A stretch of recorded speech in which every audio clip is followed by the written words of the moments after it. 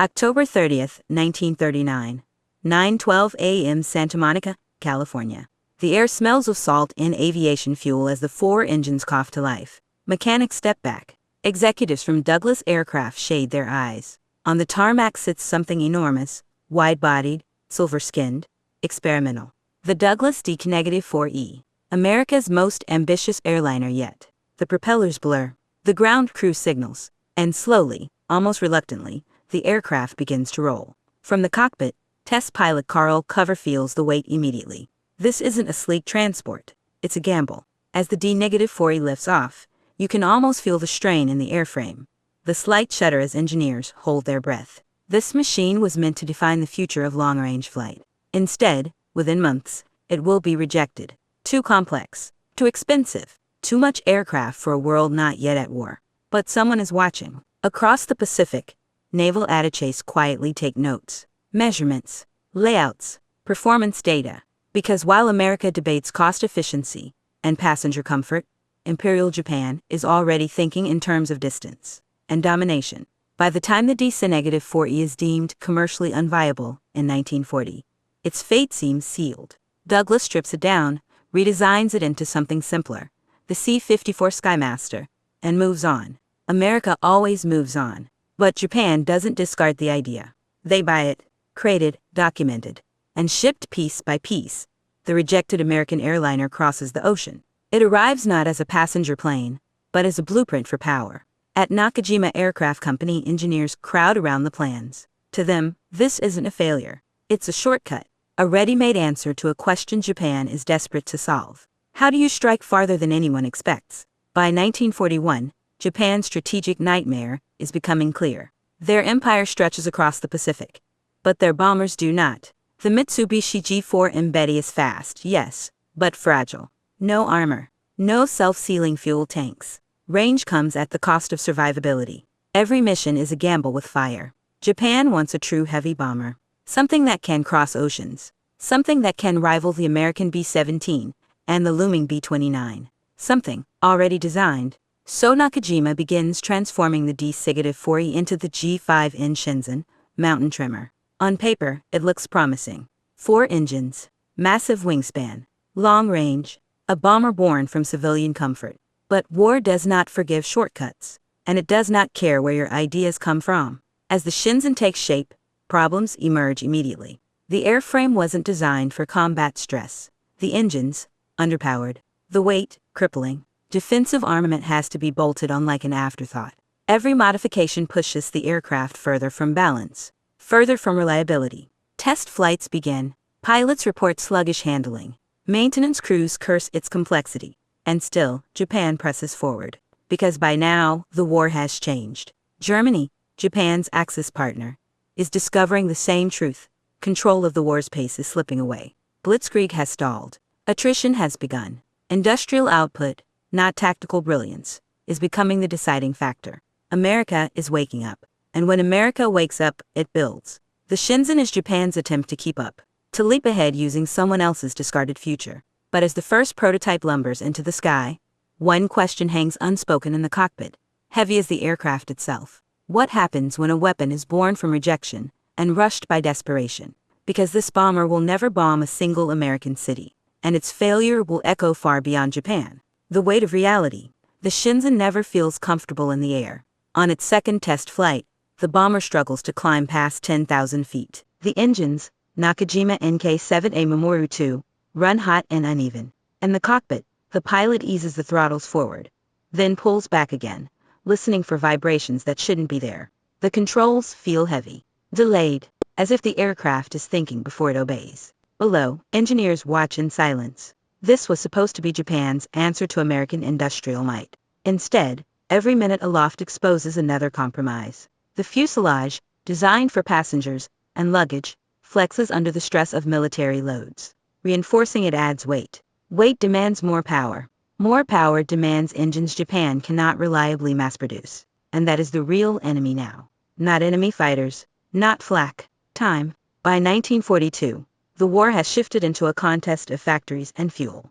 The Shinzan requires precision machining, rare materials, and constant maintenance. Each aircraft is a project, not a product. Meanwhile, Across the ocean, American assembly lines are learning how to build bombers the way they build cars: fast, standardized, relentless. The Shinzan is grounded more often than it flies. Its defensive guns are inadequate. Its range, once promising, collapses under operational weight. The bomb load shrinks, then shrinks again. Eventually, the Imperial Japanese Navy quietly reclassifies it, not as a frontline bomber, but as a transport, an admission disguised as a designation change. The mountain tremor never shakes anything. And in Europe, Germany is facing the same reckoning. In Essen, Hamburg, Schweinfurt, the night sky has become a battlefield that never sleeps. RAF bomber command pound cities after sunset. By day, American -17s arrive in tight formations, silver wings glinting in the sun. German civilians hear the engines long before they see the bombs. A distant thunder, growing, inevitable. The Luftwaffe scrambles fighters, but the math no longer works. Every German pilot lost takes months to replace. Every American bomber lost is replaced in weeks, sometimes days. German aircraft designs grow more advanced, more complex. Me-262 jets, revolutionary on paper. But they arrive too late, in numbers too small, burning fuel Germany can't spare. Just like the Shinzan, control of the war's tempo, the ability to decide when and where battles happen, is slipping away. Blitzkrieg was about speed and surprise. But now the Allies dictate the rhythm. They choose the targets. They choose the altitude. They choose the time. Germany reacts. Japan reacts. Neither can afford to. The Shinzan program is quietly starved of resources. Only a handful are ever completed. None see combat. Some are dismantled for parts. Others sit idle, immense and useless, victims of a design philosophy borrowed from a world that no longer exists. A world where aviation was about elegance and possibility, not survival. By 1943, Japan's bomber force is bleeding out over the Pacific. Germany's cities burn nightly, and the realization sets in across Axis command staffs. Unspoken, but undeniable.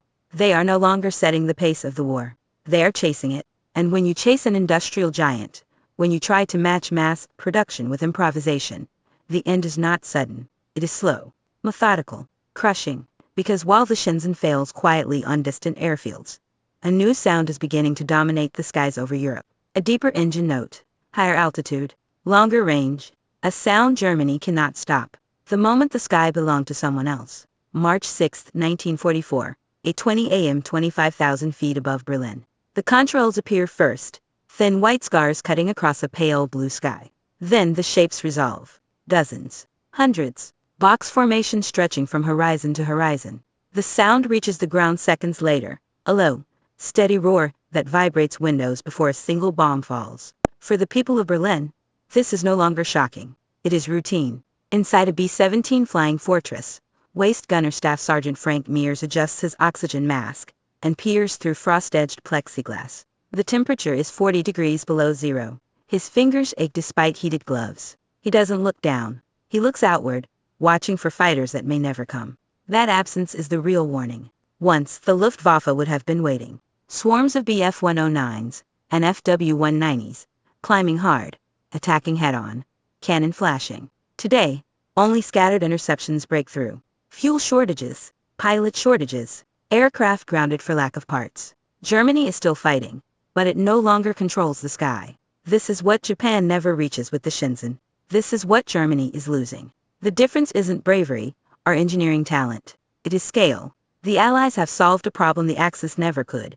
How to turn complexity into repetition. How to take advanced machines and make thousands of them identical. How to lose planes and crews and replace them without slowing down. Germany's answer has been innovation. Japan's has been adaptation. Neither can compete with production. The Me-262 screams through the sky at unheard-of speed, but arrives too late, flown by pilots trained in weeks instead of years. The Shinzan promises intercontinental reach, but cannot lift its own ambitions. Both represent a shared mistake, believing that a single extraordinary machine can reverse an industrial tide. It cannot. Back in Japan, one Shinzan is converted yet again, this time into a long-range reconnaissance aircraft. Its bomb bays empty, its purpose reduced. It flies cautiously, escorted, rarely. The aircraft that was meant to terrify American cities now exists only to observe, to watch the war being lost from a distance. In Germany, commanders study maps cluttered with red circles, destroyed factories, rail yards, oil plants. They move resources, then move them again. The Allies bomb by day. The RAF returns by night. Repair crews work under floodlights. They never catch up. The pace is set. And once you lose the ability to choose the tempo of war, every decision becomes defensive, reactive. Late. By late 1944, German fighters are launching from muddy airstrips as bombers are already overhead. Japanese air units ration fuel to the point that pilots train in classrooms instead of cockpits. Both nations still have aircraft. They still have men willing to fly them. What they no longer have is time. The Shinzan is officially withdrawn. No announcement. No ceremony. Just silence. A footnote in a war that no longer waits for experimental ideas to mature. And yet, its story matters, because it reveals something brutal about modern war. Something Germany and Japan both learned too late. Victory does not belong to the side with the boldest design. It belongs to the side that can build tomorrow today. And as the bombers turn for home over Berlin, leaving fire and smoke behind, one truth becomes impossible to ignore. The war is no longer being fought on battlefields alone. It is being decided in factories. When innovation becomes a trap. The first Me-262 squadron reaches operational status in the summer of 1944. On paper, it is unstoppable. Twin-jet engines, a top speed no Allied fighter can match. 4 30mm Mk108 cannons, each shell capable of tearing a bomber apart with a single hit. German pilots describe the sensation of flying it as unreal, like stepping years into the future. But the future arrives broken. The engines flame out if throttled too aggressively. The airframes require constant maintenance. Fuel, high-grade aviation kerosene, is rationed so tightly that pilots are ordered to glide back to base after takeoff if intercepts are cancelled. Worse still, Adolf Hitler insists the aircraft be used as a bomber, delaying its deployment as a fighter for months. Innovation, unanchored from reality, becomes a liability. Japan's Shinzan suffers the same fate in slower motion. Where Germany pushes too far ahead technologically, Japan builds sideways, stretching a civilian design beyond its limits. Both paths lead to the same dead end. By late 1944, Allied air supremacy is complete. American B-29 superfortresses begin appearing over Japan, higher, faster, and in numbers the Imperial Japanese Navy cannot counter. The irony is impossible to miss. While Japan struggled to turn an American airliner into a bomber, America perfected the heavy bomber from the ground up. The Shinzan never meets a B-29 in the air. It never gets the chance. German cities are flattened methodically. Japan's industrial centers follow. Oil refineries, aircraft plants, rail hubs. Each strike reduces output. Each reduction makes replacement harder. The feedback loop tightens. This is the moment both Axis powers lose strategic freedom. They can no longer choose what to protect, only what to abandon. In Germany, fighter units are ordered to defend oil fields instead of cities, then ordered to defend cities instead of oil fields. Each shift comes too late. In Japan, aircraft are pulled back to defend the home islands, leaving distant garrisons exposed. Shipping lanes collapse. Raw materials stop flowing. And still, experimental projects continue. Rocket planes, flying bombs, unfinished prototypes hidden in forests and tunnels. Desperate ideas searching for miracles. The Shinzan sits among them, a symbol not of incompetence, but of misunderstanding. War at this scale cannot be won with borrowed designs or singular breakthroughs. It demands systems, logistics, ruthless simplification. The Allies understand this instinctively by 1944. They cancel projects that don't scale. They refine what works. They build less variety, not more. Germany and Japan do the opposite. They chase solutions instead of solving problems. As 1945 approaches, the air war becomes less about combat and more about inevitability. German fighters are shot down during takeoff. Japanese pilots are sent up with barely enough fuel to return, if return is expected at all. The Shinzan is forgotten. No heroic last stand. No final mission. Just an aircraft too heavy for its engines, too complex for its factories, and too late for its war. And yet, its existence tells a story far larger than itself. A story about how control of war is not seized in moments of brilliance, but maintained through discipline, restraint, and repetition. The Axis lost the sky not because they stopped fighting, but because they stopped setting the pace. And once that happened, defeat was only a matter of time. The silence after the engine stop. August 15, 1945. Tokyo. Just before noon. Radios crackle across the home islands. Civilians gather in silence. For many, it is the first time they have ever heard the emperor's voice. The words are formal, distant, almost abstract, but the meaning is unmistakable. The war is over. On forgotten airfields, aircraft sit exactly where they were left. Dust gathers on wings that will never lift again. Among them are remnants of programs no one wants to remember, unfinished bombers, experimental fighters, and a handful of G5N Shinzans. Their massive frames already obsolete before surrender is even announced. No American bomb ever falls from their bays. No enemy city ever feels their shadow. History passes them by. In Germany, the aftermath is louder. Cities reduced to rubble. Twisted steel where factories once stood.